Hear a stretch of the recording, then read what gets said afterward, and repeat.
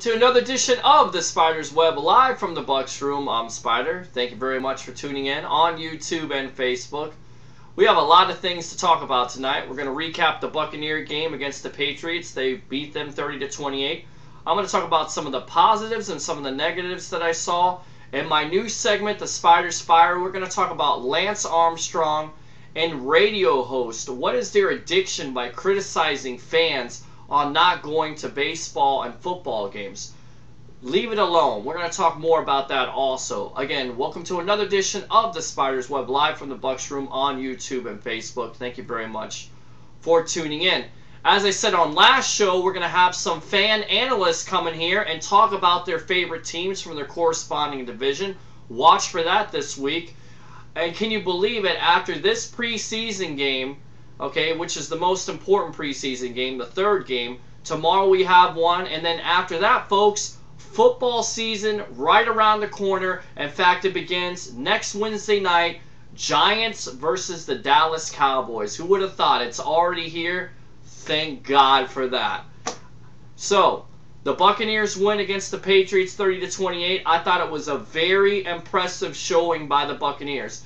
If you're a Buccaneer fan, you have to be happy about what you saw. And some things that I took out of this game. First and foremost, I've really harped on this the last couple of weeks talking about the Buccaneers, but they may have changed my mind here. Watching this defense against the Patriots, they really got after it on Friday night. I mean, Tom Brady was running for his life. And the guy is not a guy that you want, if you're a Patriot fan, to take that many hits. But the Buccaneer defensive line did a great job by hitting him. And they actually registered 2 sacks in this game. So that was impressive. I like the Buccaneers pass rush in this game. Excuse me. Gerald McCoy, though, again, he was a factor, but you've seen him on the ground injured. This is one of the things that you're going to have to watch for this season with McCoy. If he's injured, I think this line is in big trouble.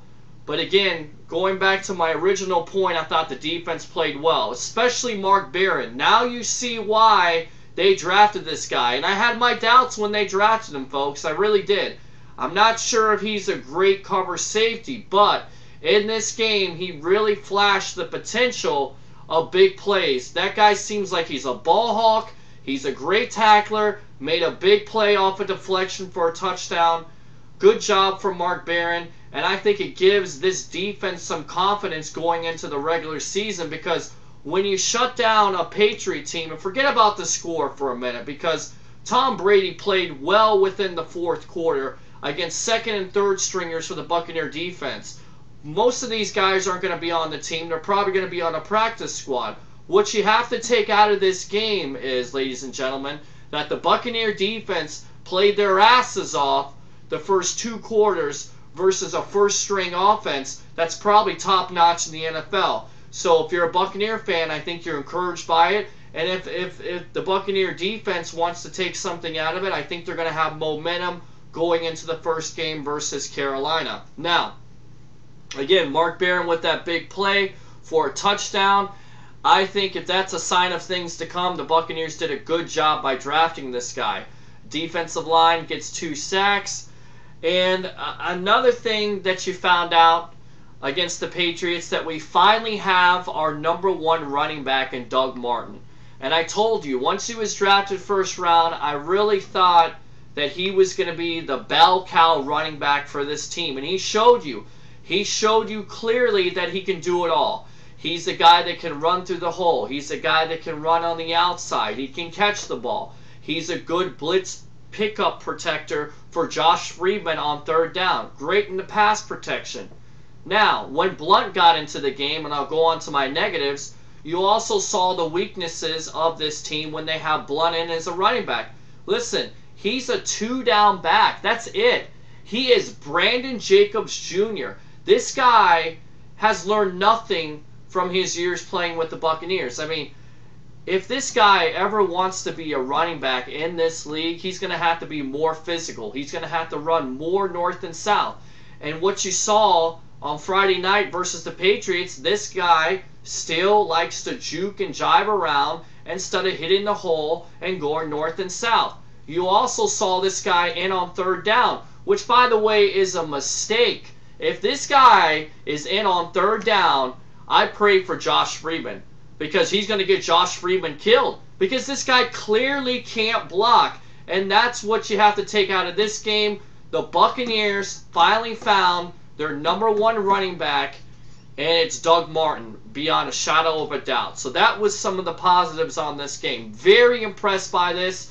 I really thought from last year to this year, if this is a sign of things to come, then the Buccaneers are on the right track at this point. Because, you could sit there and say that preseason doesn't matter, and it really doesn't. But the third preseason game is where you really start to see a team and their coaching staff start to put some of these plans together. You start seeing the game planning, the offense play better. You start to see them be more crisp. Now, speaking of crisp, Josh Freeman was not crisp, and that's one of my negatives. Josh Freeman against the Patriots started out well against Vince Jackson. They were very good in that first half, in that first quarter, but I don't know what the hell happened. Josh Freeman went 10 for 19. On some of these passes, he didn't look even close to these receivers. The throws were not accurate. This is going to be one of the points coming into this year, ladies and gentlemen. If the Buccaneers want to have any chance of being competitive in this division, Josh Freeman has to play better. Pure and simple. It's his 4th year. There's no more excuses. You can sit there and talk about the coaching staff that was previously here. It wasn't a great coaching staff, so it may have hindered his development in some way. But I really believe this organization has given him weapons in a Vince Jackson, in a Dallas Clark. They have surrounded him with talent, a talented backfield with Doug Martin, an offensive line that's better. So if you're a franchise quarterback that, by the way, had a great year in 2010 that everybody wants to remind you about, 25 touchdowns and 6 interceptions, but last year, 16 touchdowns and 26 interceptions. If he has the kind of year he had last year, this team is in deep trouble. So that was one of my concerns coming out. I said if Josh Freeman and this offense was going to be, if this team was going to go anywhere at all and be competitive in this division, and ladies and gentlemen, listen, you have to score points in this division. If you're going to play the New Orleans Saints or the Carolina Panthers or the Atlanta Falcons or anybody in the NFC, you better score some points. And right now, the way Freeman looked in that preseason game versus the Patriots, that wasn't very good. So I have my doubts there, and that's going to be one of the things that I'm definitely going to watch. And again, I wasn't one of those people that said, I don't think Josh Freeman is a franchise quarterback, because I think he could be 2010 version, or he could revert back to what he was last year. And if he reverts back to what he was last year, this team is in deep trouble. Another negative thing, you never want to see this happen in a preseason game, but unfortunately the Buccaneers are a victim of it. Davin Joseph going out with an injury, and a 2-time Pro Bowler, one of the best guards in the NFL. He anchors that right side. He's going to help you out with the running game. He's physical. He's got a nasty attitude. And unfortunately, the Buccaneers are not going to have him this year because he got hurt. He hurt his kneecap, so he's out for the year. So now, one of the biggest strengths on this team, their offensive line, has taken a hit and taken a big hit. So that was some of the negatives in this game for me. Davin Joseph, I think losing him is a big loss for the running game, because the coach of this team has been saying all along that he wants to run the ball. He wants to run the ball. Davin Joseph is the perfect example of a guy that you want to run behind. So now that's going to be a question mark. Who's going to take over? Well, it's going to be Ted Larson. Well, Ted Larson's okay, but he's no Davin Joseph, so we'll see how that works out. Or they could go and switch the center, Jeremy Zuda, to that right guard position because he's played it before, and maybe put somebody in that center position. Jeff Fain is still out there. They cut him. He was talking to Cincinnati the other day.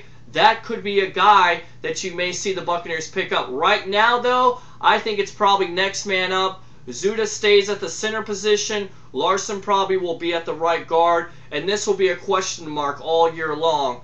Because, again, if you really want to stress the running game, you're going to have everybody and not injured at this point. So that was a disappointment. Josh Freeman was a disappointment. Overall, though, very, very impressed by the Tampa Bay Buccaneers versus the New England Patriots. So I'm definitely looking forward to previewing this team.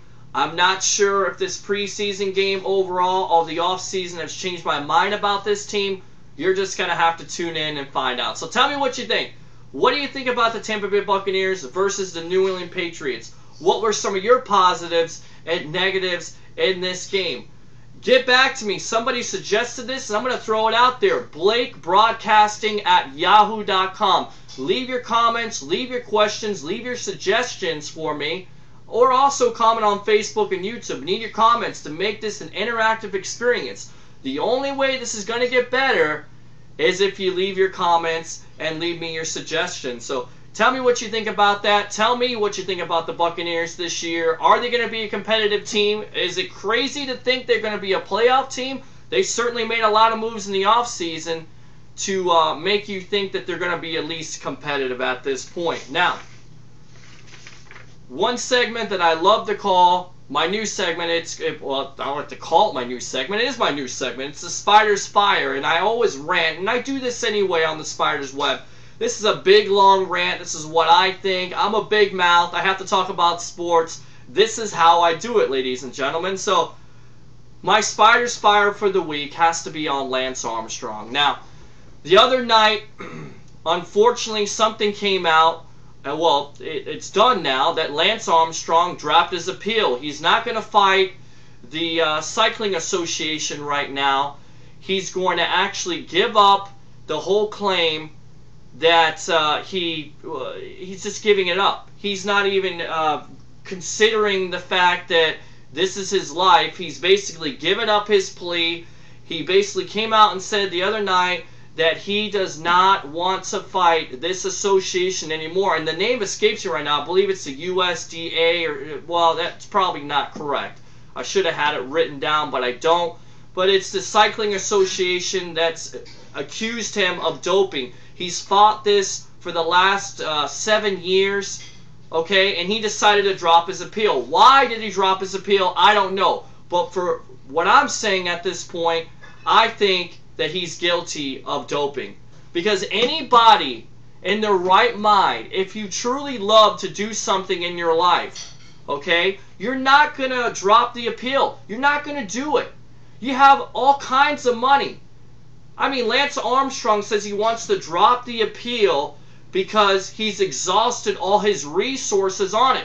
Listen, if I do something and I'm accused of cheating, I'm going to fight it till I have no money anymore. To me, he's basically admitting in so many words that he cheated. He's trying to save face. Now, maybe that's an assumption on my part at this point, but there are 10 bicyclists that actually said that he also doped. So, your legacy is ruined, Lance Armstrong, because you gave up the fight and you tried to save face. And for people to say there's no evidence, yeah, that's very true. He's never failed a test. Okay, but there's probably ways around that. Can 10 cyclists actually lie? Why would you give up the fight? Why? I don't get it. I understand that he's done so much for cycling. And I understand that he's done so much for cancer. He's raised so much money. That's unbelievable, okay? That definitely is something that you have to consider. But here's the point. It's all based off a lie. It's all a lie because this guy cheated and gave up the fight. And if you didn't cheat, why would you give up the fight? To me, he cheated. He's trying to save face. In my opinion, I have a problem with that. Now, on to my next subject that I have a problem with. And this is very near and dear to my heart. Because as I said before, I'm a fan. I'm the voice of the fan. I'm very passionate. I talk with my hands. I get emotional. because I care about what I talk about, and you should too when you watch this show. So what really pisses me off and fires me up, and that's why we call it the Spyder's Fire, because this is all about the fire that I have in my heart for a subject like this. Radio talk show hosts that talk about Tampa Bay in general, Hillsborough County, Pinellas County, whoever else, not going out to Tampa Bay Ray games. They try to harp on these fans. Why are you not going to the game? I understand it. I used to be a talk show host. I know what this is all about. You have to create conversation. You have to push the buttons of people to get them to call. I guess the red button, if you will. Push the red button to get people to call you, to get people angry. But why do you do it, talk show host? Every year this has been the same thing. The fans are not coming out and supporting the Rays. The fans are not coming out and supporting the Tampa Bay Rays. Do you think there's a reason for that? Of course there's a reason for it. The Tampa Bay public has told you what the reason is. Location, location, location. They don't want to go out to the Trop. It's not that it's a bad stadium. It's not. I've been there. It's a nice place to watch a baseball game. But in general, people don't want to go out there and spend their hard-earned money on the Rays. And it's a shame because the Rays are a very competitive team every year. Now, is it the most exciting baseball to watch? No, it's not. It's pitching, it's defense, it's usually sometimes 2 to 3 runs. Maybe they win. Most of the time at home lately, they haven't won. They've looked bad. Okay? But yet, talk show hosts want to continue to harp on the fact that fans don't go out and support this team. Well, besides location, could we take into a factor, okay, that gas prices out there are so damn expensive that people don't want to spend the gas money to go out to St. Pete? Did you ever think that somebody doesn't necessarily just live in Clearwater that's a Rays fan, that maybe they live in Newport Richey or Port Richey or other cities, and it's a further distance than what they want to travel? Did you ever think that people have mortgage payments or things that they have to pay? Did you ever think and take into account that, yes, people are baseball fans, but they have more important things to worry about? Listen, I love sports. I've said it before and I'll say it again. I'm very passionate about it. But there are other things in life than sports. Yes, imagine it. I just said it. Spyder just said that there are more important things in life than sports. Like bills, like mortgages, like putting food on the table. So before talk show hosts come on and run their friggin' yap about the fans of Tampa Bay not going out and supporting the Tampa Bay Rays, think twice. Because I'm a fan, I'm a voice of the fan, and it pisses me off. And I'm not going to go away because I think this whole thing is ridiculous. And the tactics of not only taking the fans and throwing them under the bus and saying they're not real fans. Well, take into a factor here, or a point, that a lot of these people down here are from New York and Boston. It's not a bad thing. Thank you very much for supporting the economy and Florida. But a lot of these guys are Yankee and Red Sox fans. So you have to try to convince them to go out and watch the Rays. And it's not going to happen overnight. I'm sorry. It's just not going to happen. It takes time. And that's where all follows tradition. This team has to be consistent. And on top of it, yes, they don't spend money. They spend some money. But people like to see superstars down here. And if they're not down here, you have Longoria, but you really don't have the star power down here to get people to watch baseball. Okay? So you have to come to the realization that maybe the location of it is just not going to work. The people have told you over and over again that it's not going to work. The people have told you that they don't want to travel because maybe gas prices. Or how about this? Let's just throw this little factor out. 16% unemployment rate. Think about it. It's something that you have to think about when talking about this. So, for me, being a former sports talk host, it's very irresponsible for somebody to go on radio and completely harp on the fact that nobody's going out and supporting this team. Listen, I get it. The Rays are competitive. But be satisfied that they actually have 10,000 fans. And it'll prove eventually.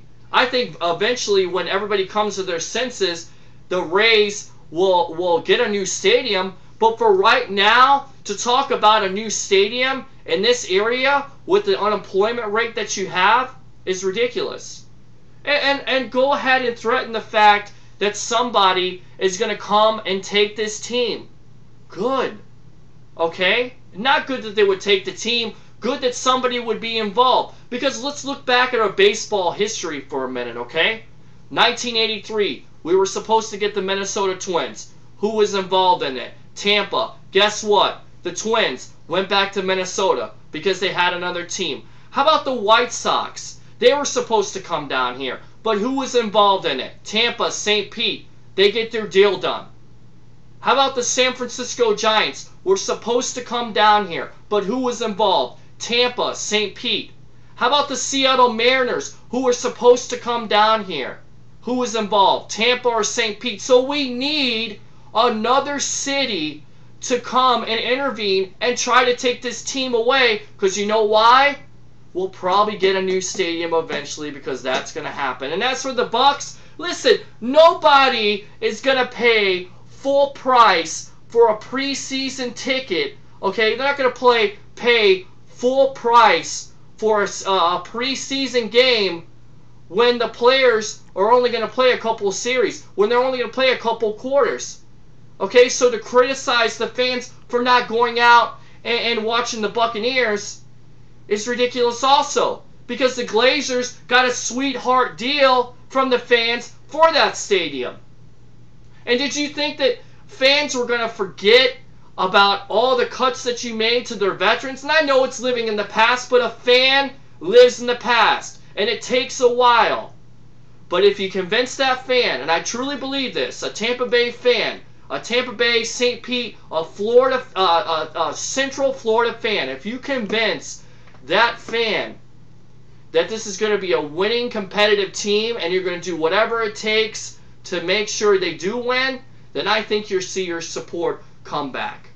That's my Spyder's Fire. This has been the Spyder's Web. Tune in this week. You're going to see more about these divisions. We're going to break down these divisions. Football analysts, fan analysts coming in here.